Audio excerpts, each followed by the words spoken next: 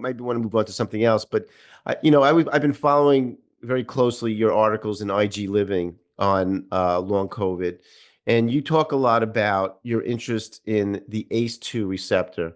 And Mhm. for our listeners, just to, again, and we'll maybe show a pictorial of that. Essentially, I think our listeners can visualize, the COVID virus is coming in with that spike protein, and it has to dock on the cell. And the way it lands on the cell is it attaches to this thing called the ACE2, which stands for the angiotensin converting enzyme to receptor, which is a very prevalent receptor. I remember I was doing some research on this for a possible book a couple of years ago. I mean, it's obviously heavy in certain locations. I forget which ones, but certain areas of the body, probably the respiratory tissue.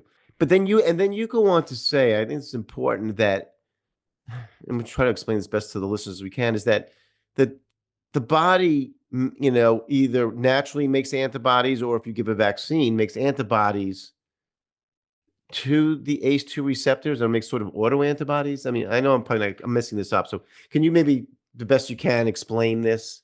Sure. And also, just to add before going further, is this is the reason why we lose antibodies to COVID so quick, and we need to have the booster immunizations every few months.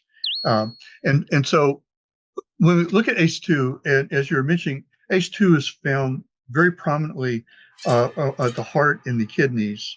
It's Mm, also found in the lungs, the GI tract, the brain. It's found throughout the body. The two most important organs are the kidneys and the heart.